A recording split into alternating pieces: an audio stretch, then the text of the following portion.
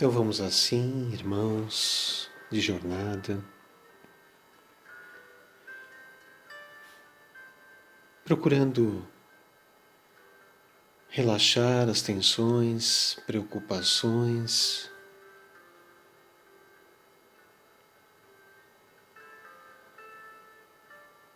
pensamentos, sentimentos que sejam necessários transformar. E vamos mentalizando Jesus,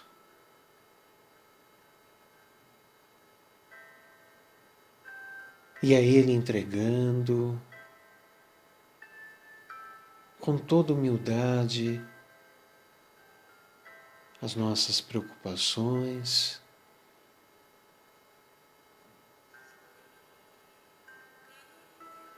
e pedindo ao Mestre amado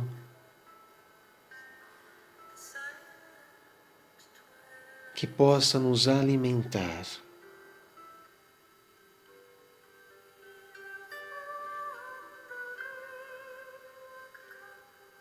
O alimento da paz, da esperança, da fé, o alimento das coisas do Espírito, daquilo que é de Deus, que nos plenifica e sacia nossa sede, nossa fome, deste alimento espiritual que encontramos no Evangelho de Jesus.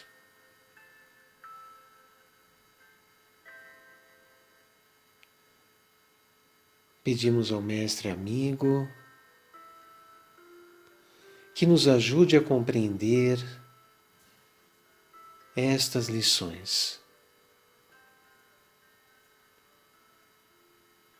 Não somente no campo intelectivo, mas principalmente no campo vivencial, onde nós internalizamos o que Jesus nos ensina e abençoamos cada dia da nossa existência como nova oportunidade de colocarmos em prática este alimento transformador.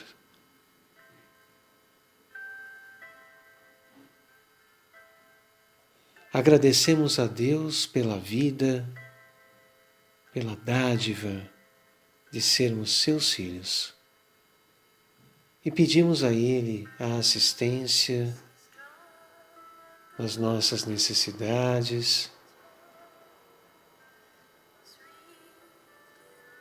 e que nós possamos estar com Ele,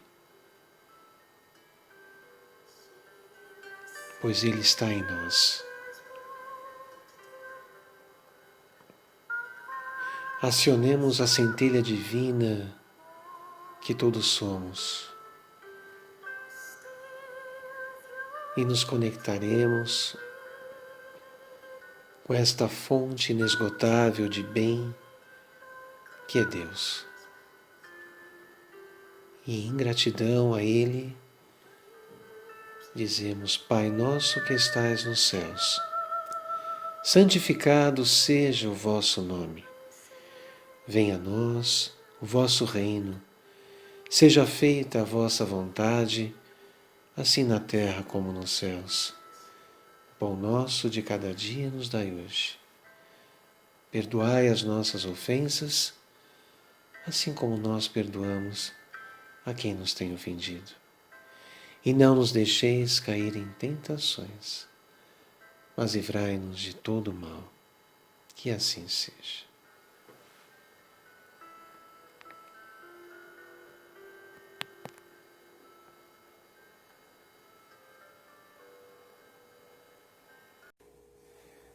Olá, queridos amigos, queridas amigas, que a paz de Jesus esteja com todos nós. E hoje nós vamos falar sobre um tema que nos convida, mais uma vez, à reflexão, a olhar para dentro, a buscarmos esta onipresença, onisciência magnânima chamada Deus.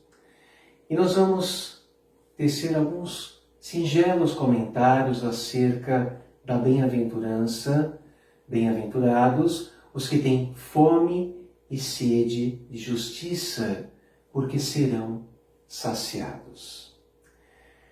Quando pensamos na palavra justiça, que está inserida nesta frase, nesta proposta de Jesus, precisamos nos reportar às Escrituras Sagradas para abstrair o sentido desta palavra, porque não se trata da justiça no sentido humano, das leis que regem a vida civil da coletividade, mas diz respeito àquela atitude justa e reta que a criatura deve ter em relação ao seu Criador, Deus.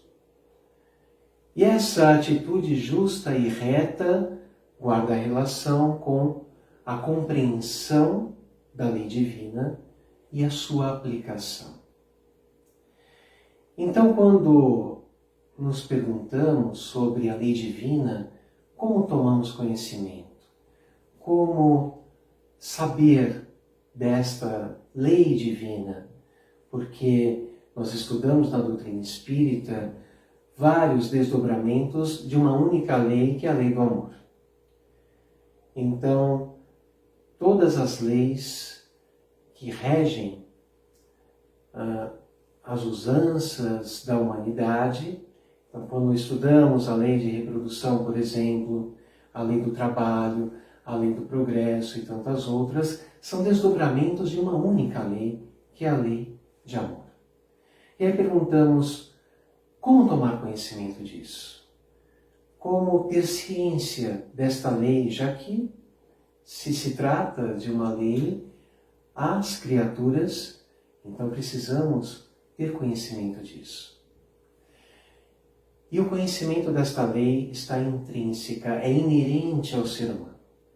Porque na questão 621 do Livro dos Espíritos, Kardec pergunta à espiritualidade onde está escrita a lei de Deus. E a resposta é na consciência. Então nós somos criados com esta ciência. E a partir do momento em que nós, enquanto seres inteligentes da criação, vamos nos desenvolvendo ao longo de incontáveis estágios nos diversos reinos da natureza, notadamente desta condição nominal, nós vamos, nesta fase, conforme evoluímos, tendo cada vez mais consciência de nós mesmos. E estaremos dessa forma fazendo uma releitura daquilo que já está escrito, daquilo que está estampado em nossos espíritos. Nós temos conhecimento, nós temos ciência desta lei divina. Mas a misericórdia divina é tão grande que ajuda a humanidade a caminhar. Se tem compaixão das dificuldades que nós, enquanto espíritos em evolução, encontramos.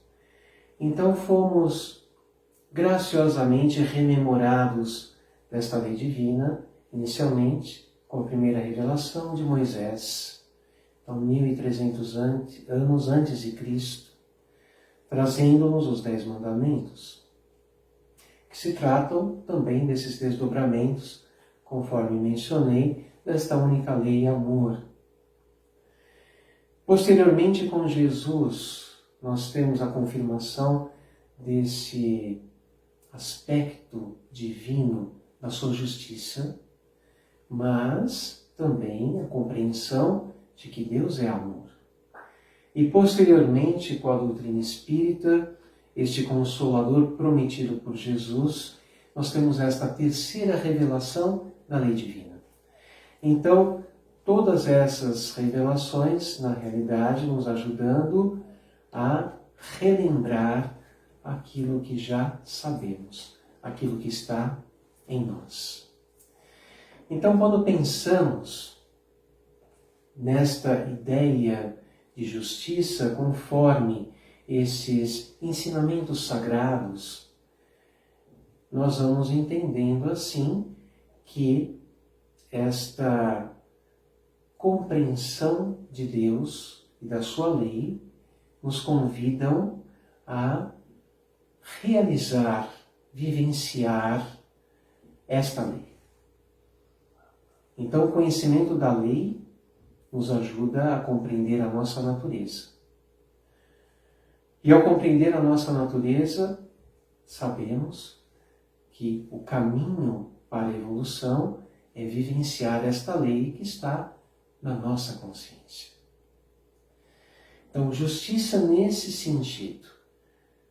A quem Jesus proclama os felizes, os bem-aventurados, aqueles que serão saciados, exatamente os que têm fome e sede desta justiça, de promover cada vez mais esse encontro com a sua própria essência, a qual Deus está presente.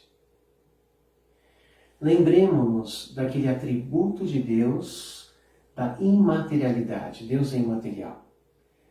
Então, na questão 13 do Livro dos Espíritos, temos os atributos divinos. Então, temos que Deus é eterno, Deus é imutável, bem como suas leis, e notadamente a lei do amor é imutável. Deus é todo-poderoso, imaterial, soberanamente justo e bom. E essa imaterialidade é exatamente a característica do nosso espírito ou alma. Então, esse espírito ou alma é revestido por vários corpos, inicialmente pelo corpo mental, posteriormente pelo perispírito. Quando encarnados, um outro corpo se forma na medida em que o embrião vai se desenvolvendo, então duplo etéreo com outro corpo, e o corpo físico como esta roupagem mais grosseira que caracteriza também um dos nossos corpos. Entretanto, essa centelha, esse espírito, esta alma, porque nesse sentido de princípio inteligente da criação, alma e espírito são sinônimos. Então, esse ser que pensa, que sente, que deseja, que somos, é revestido por vários corpos para que possa manifestar-se na matéria. Entretanto, esta natureza é imaterial. Não tem nenhuma conotação com a matéria em nenhum nível de densidade. Nem no nível mais sutil podemos considerar esse espírito como tendo matéria como característica. Imaterial também Deus o é. Então vejamos esta relação estreita entre criatura e criador. Então felizes seremos na medida em que nós conseguirmos compreender esta lei divina que deve ser o nosso norte, deve ser a nossa bússola na nossa interação, nas nossas ações, nas nossas propostas existenciais. Caminhar em consonância com esta lei de amor. O Evangelho do Mestre Jesus e a doutrina espírita que vem nos fazer compreender ainda mais este Evangelho, elucidar, desdobrar com maior clareza e profundidade o Evangelho. Todos esses ensinamentos nos convidam a exatamente esta vivência, a vivência da nossa própria realidade íntima, que é o amor. Quando Jesus nos assinala em tantas passagens a ideia do Criador, a ideia de Deus, muitas vezes quando vamos estudar Evangelho, estudar a doutrina espírita, muitas vezes temos esta ideia equivocada de que estamos trabalhando com elementos extremamente subjetivos, descontextualizados da visão científica.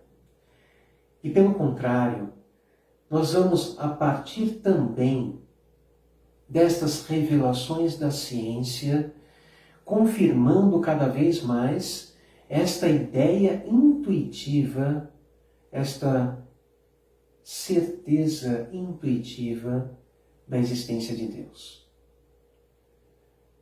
Então, quando temos estudos reveladores, a exemplo de um que consta no livro Deus e a Ciência, proposto pelos físicos teóricos Igor e Krishna Bogdanov, propuseram um experimento em que físicos, matemáticos, biólogos procuraram desvendar a possibilidade de uma única célula do nosso corpo formar-se ao acaso numa evolução de bilhões de anos. Então, sabe-se que uma célula ela é composta de aproximadamente 20 aminoácidos, e esses aminoácidos, para funcionarem, necessitam de 2.000 enzimas específicas. Então, esse estudo propôs a possibilidade de metade dessas enzimas, apenas 1.000, formarem-se ao acaso. E a revelação desse estudo demonstrou que a probabilidade disto acontecer, de metade da quantidade de enzimas necessárias para a constituição de uma única célula formar-se ao acaso, é da ordem de um evento para 10 elevado a 1.000 possibilidades. Então nós estamos, a partir deste estudo, e pelas palavras desses físicos, entendendo que não há acaso na criação.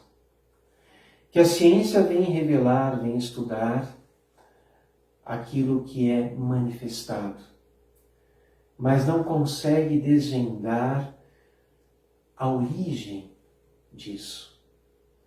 Então a fisiologia, morfogênese, estudam, por exemplo, os elementos, os caracteres do corpo, da fisiologia do corpo, da forma e funções dos órgãos, por exemplo, mas como isso se formou ainda não tem uma explicação, justamente porque essa explicação não se encontra no acaso. Então, quando ouvimos Jesus mencionar por tantas e tantas oportunidades esta real presença de Deus, justiça e amor na vida humana, é justamente porque é impossível pensar-se em reino dos céus, em felicidade, em bem-aventurança, sem que haja esta ponte, esta conexão com o Altíssimo. E temos também outro estudo para exemplificar, proposto por Rupert Sheldrake, um biólogo, estudioso da Universidade de Cambridge, na Inglaterra, nos traz revelações também extremamente importantes, em que os seus estudos demonstraram que o papel do DNA na estruturação dos organismos é muito menor do que se imagina.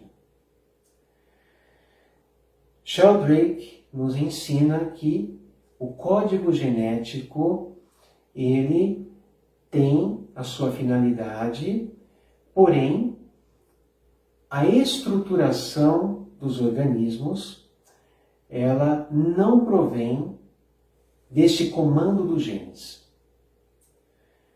Então nos é revelado que a forma como as proteínas se distribuem nas células, as células nos tecidos, os tecidos nos órgãos, os órgãos nos organismos, não obedecem a este comando dos genes. Então, os genes ditarão hereditariedade. Eles têm uma função importante neste processo do renascimento. As características genéticas, elas são herdadas. Entretanto, não são elas que formam as estruturas orgânicas. Então, Rupert Sheldrake, ele diz que acreditar na ideia de que esta estruturação se dá a partir do DNA unicamente é a mesma coisa que acreditar na possibilidade de direcionarmos a um local de construção civil, por exemplo, a areia, o cimento, a água e todos os outros caracteres necessários para a edificação de uma construção e esperar que esta construção se edifique sozinha, automaticamente. Então, nós estamos fazendo a ponte com Deus novamente, Deus Criador. E a doutrina espírita nos ajuda a compreender que o nosso corpo espiritual ou perispírito ou modelo organizador biológico é a matriz energética que dará a possibilidade da formação de um corpo físico. Então, no momento da união dos gametas, há ali a ligação fluídica do perispírito, aquele espírito que irá reencarnar, com aquele produto da concepção. E a partir daí, este corpo vai se formando, vai se estruturando a partir desta matriz energética que é o nosso perispírito. Perispírito que volto a dizer que é sinônimo de corpo espiritual. E quando falamos corpo, estamos nos referindo a algo que é material, num outro nível de densidade. A exemplo da água no seu estado líquido, no seu estado gasoso, nós temos diferentes conotações de densidade da mesma propriedade material. É matéria. O nosso perispírito é matéria. A exemplo da forma gasosa da água. Entretanto, o nosso espírito, o qual é envolvido, revestido por esse perispírito, é imaterial. E aí nós fazemos a ponte com Deus. E é assim, por essa união entre ciência e espiritualidade, que nós conseguimos trabalhar esta fé raciocinada que nos leva a acreditar na proposta do Evangelho e, por consequência, da doutrina espírita, pois ambos são uma e a mesma coisa, entretanto, sabendo por que acreditamos. Nos dando a convicção de que avançar nessa direção, isso é importante, não porque é bonito, não porque é ético, não porque é moral, mas porque isso nos leva à felicidade que o mundo não conhece. Esta fome, esta sede, somente é saciada a partir da vivência do amor, da vivência, portanto, do Evangelho. Então Jesus assevera que é possível saciar esta fome. É possível saciar esta sede. A partir do momento em que nós nos alimentamos também e prioritariamente do pão espiritual. Aliás, já nos foi ensinado de que nem só de pão material vive o homem. Na realidade, muito mais precisamos do alimento espiritual. Buscai o reino de Deus e a sua justiça. Mais uma vez, a palavra justiça nos revelando esta ideia de caminhar em consonância com a lei de Deus, com a lei de amor. E todas as outras coisas vos serão acrescentadas. Então estudamos em Bem-aventurados os pobres em espírito que aquilo que se refere à matéria é um meio e não a finalidade existencial. Então, quando compreendemos esta afirmação de que, ao buscar este alimento espiritual, em primeira instância, evidentemente, sem desconsiderar a importância da nossa vida material, do nosso trabalho, até porque a lei do trabalho também é uma lei divina, e é necessário o trabalho para que possamos evoluir e desenvolver a nossa inteligência. Mas quando estamos neste propósito, o trabalho reto, digno, nós estamos trabalhando pelo pão da matéria. Entretanto, o nosso olhar, o nosso objetivo é este alvo que está adiante, que é exatamente o desenvolvimento espiritual. Estudamos no Evangelho que Deus não permite que nos falte o necessário. O necessário para que cumpramos esse nosso objetivo, ele é, sim, por esse amor infinito do Pai disponibilizado a todos nós. O olhar deve ser daquela criatura que carrega em si a fé raciocinada. O trabalho, os nossos deveres, os nossos compromissos de ordem material, colocados na sua justa medida, colocados no lugar em que devem ser situados, meio para esta realização espiritual. Quem beber desta água, Jesus se refere à água que diz respeito ao apego aos bens, ao apego à matéria. Quem beber desta água tornará a ter sede.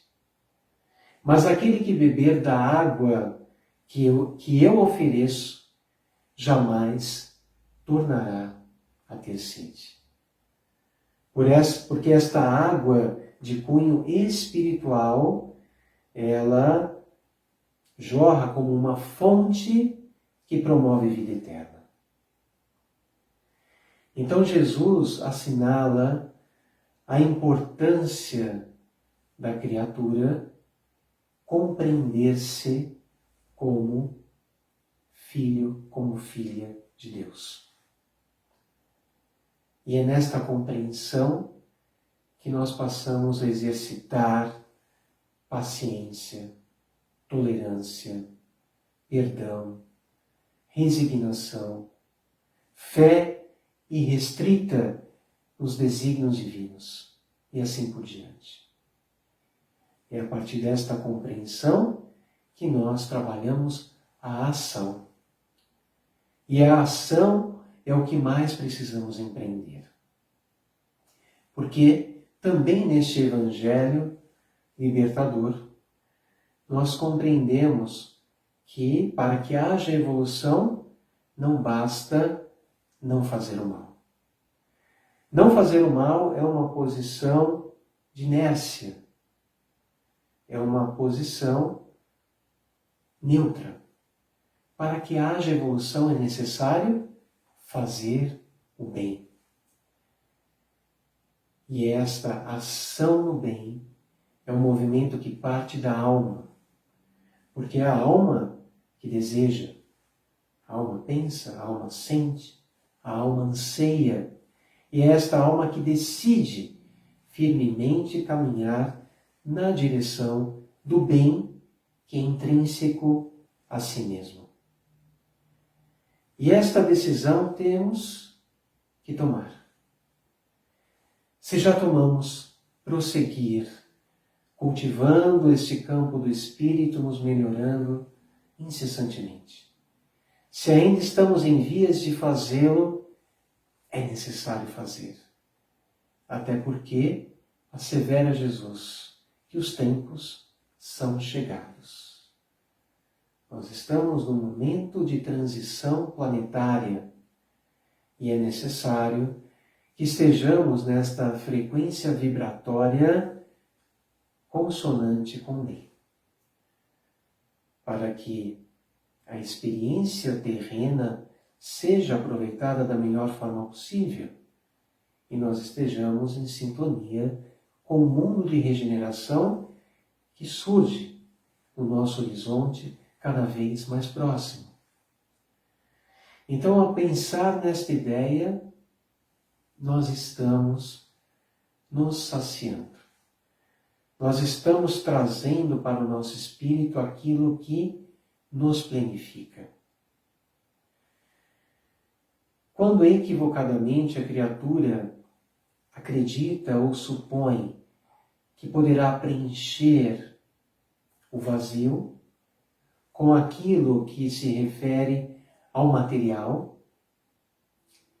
ela está na realidade agindo como aquele que pretende saciar a sua sede tomando água salinizada, água salgada.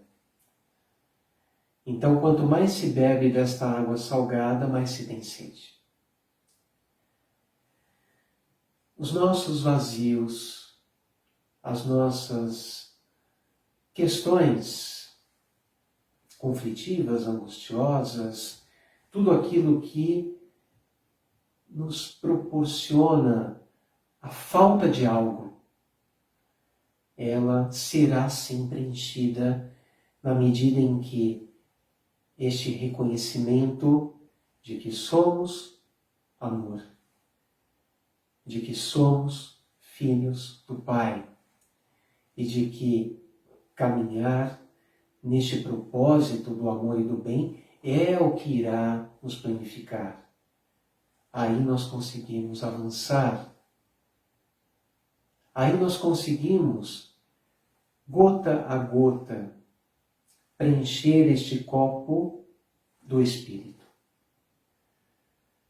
Com alto amor, com exercício no bem, com perseverança no bem, nós vamos propiciando gotículas plenificadoras que vão se somando diariamente. E chega um momento em que este copo chega a extravasar. Chega um momento em que nós temos a necessidade de compartilhar, de ajudar, de olhar para o outro e reconhecer como um irmão de verdade.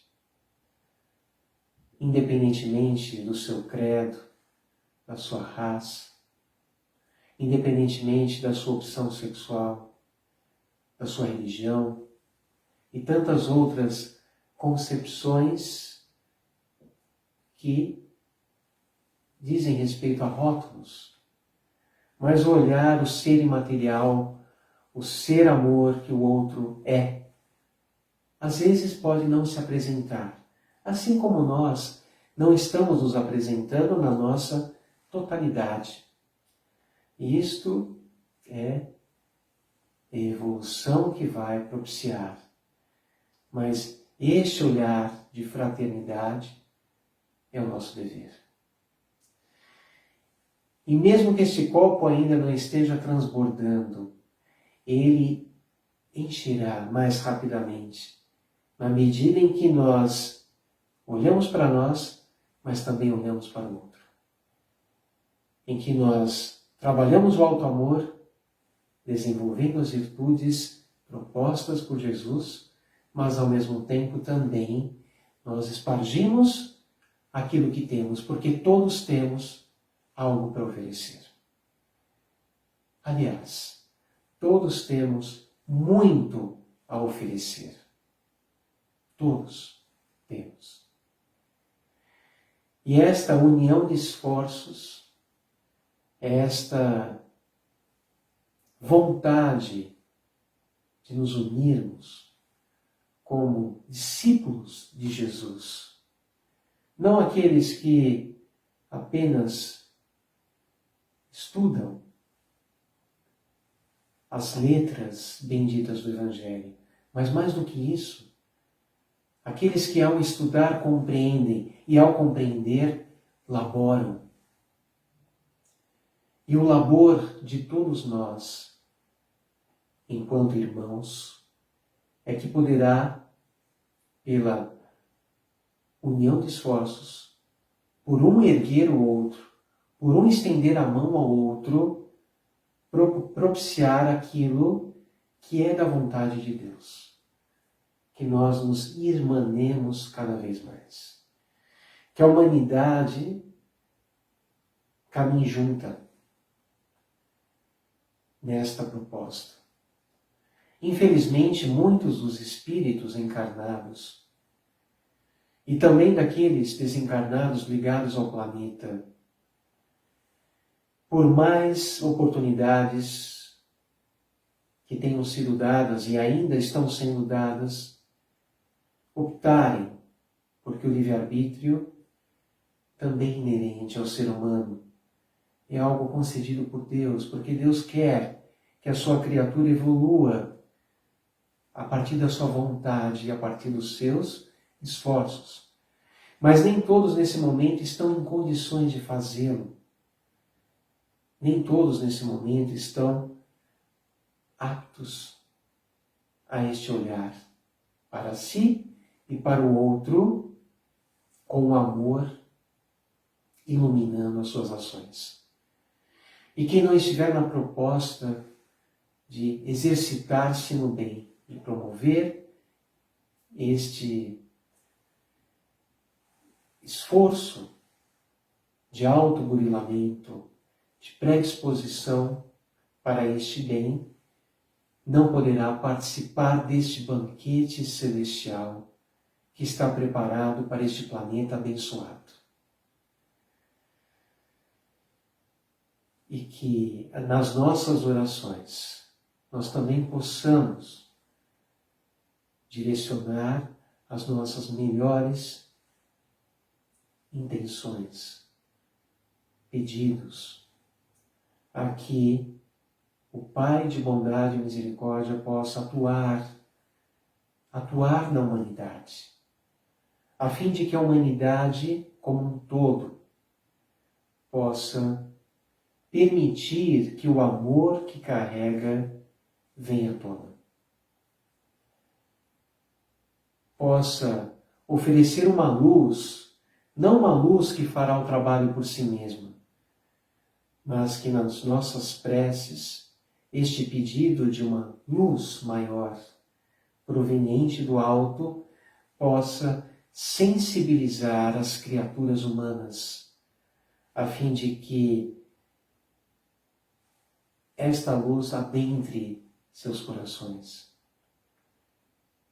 E neste adentrar, esses irmãos nossos possam ser tocados por essa flâmula dadivosa que é a luz e a presença divina, para que realizem os seus esforços de edificação espiritual. Assim como nós estamos a caminho, nós não estamos prontos. Nós estamos despertando, iniciando um trabalho de aprimoramento e de exercício no bem. Mas vejamos o quanto o Pai de bondade e misericórdia se alegrará ao ver seu Filho. Então nós estamos enxergando todos como nossos irmãos. E ao ver o seu Filho despertando para o bem e para o amor. E é dever nosso, dever fraterno, daqueles que estão despertos, não prontos, repito, estamos a caminho, estamos trabalhando este jardim do Espírito, mas estamos em condições de orar, de vibrar e pedir que esta humanidade possa despertar. Porque a lei do progresso, ela flui incessantemente. E nós estamos caminhando para modificações significativas num curto período de tempo. E a mesma felicidade que Deus terá em ver aquele que estava em vias de perder-se, encontrar este caminho, também será a nossa felicidade.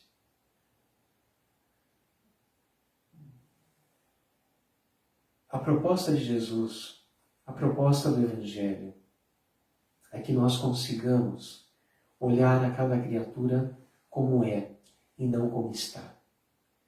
Porque como está, nós sabemos por nós as dificuldades e, naturalmente, muitas vezes identificamos aqueles pontos negativos no nosso semelhante.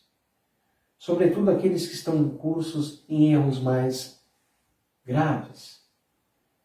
Entretanto, assim como Deus enxerga o que se é e não o que se está, que nós também possamos fazê-lo, porque ao fazê-lo, nós estaremos nos isentando do julgamento. E aí sim, nós estaremos agindo como discípulos do Cristo, enxergando o que se é em essência e vibrando, desejando bem, devolvendo mal por bem.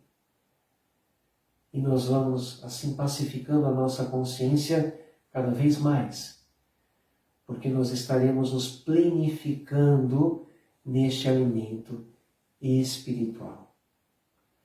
Quanto mais amor, quanto mais bem espargirmos, mais nós estaremos nos alimentando e nos sentindo saciados.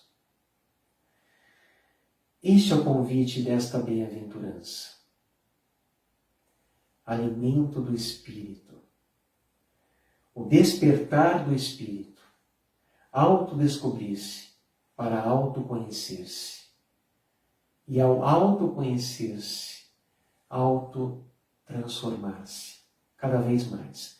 Sob a égide do alto amor. Daquele que se perdoa, daquele que se tolera, daquele que age com paciência para consigo, mas aquele também que é firme, que é enérgico, no sentido de não mais tolerar aquilo que destoa do bem.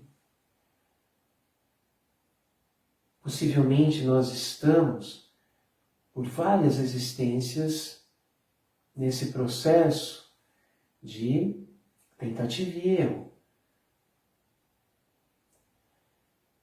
Evidentemente que trazemos uma bagagem positiva, trazemos virtudes que já desenvolvemos, mas nós trazemos também certas tendências que é o momento de serem olhadas. Ao serem olhadas, aceitas, porém, não aceitas no sentido de se permitir que permaneçam. Aceitas sem esconder. Aceitas sem pretender justificar. Porém, o olhar daquele que, ao mesmo tempo que aceita, trabalha. Eu me aceito como estou, mas eu não me conformo em permanecer distante das virtudes que me conduzirão a estas bem-aventuranças que Jesus nos convida. E eu gostaria de finalizar trazendo para nós e fazendo uma ponte com este alimento espiritual, uma das falas da pregação de Estevão. Estevão foi o primeiro mártir do cristianismo. E nesta pregação que está ali no livro Paulo e Estevão, psicografia de Chico Xavier, Espírito Emmanuel nos trazendo esta dádiva, esta preciosidade que vale a pena ser lida ou relida, nós temos que, ao final desta pregação, Estevão diz, se dirigindo à massa, aqueles irmãos presentes na casa do caminho, com os seus corações abertos, receptivos para a mensagem do Evangelho, ele diz assim: os seus discípulos amados virão de todos os quadrantes. Venham conosco, meus irmãos, comungar à mesa do banquete divino. Não mais o pão que apodrece, mas o eterno alimento da alegria e da vida. Não mais o vinho que fermenta, mas o néctar confortante do amor imortal. E que este alimento espiritual possa estar presente em nossos corações, em nossas vidas, que Jesus esteja presente cada dia mais, com muita alegria, com muita beatitude, com muito entusiasmo, porque Jesus é alegria, Jesus é amor e Jesus renova cada dia de nossas vidas num sentido absolutamente promissor.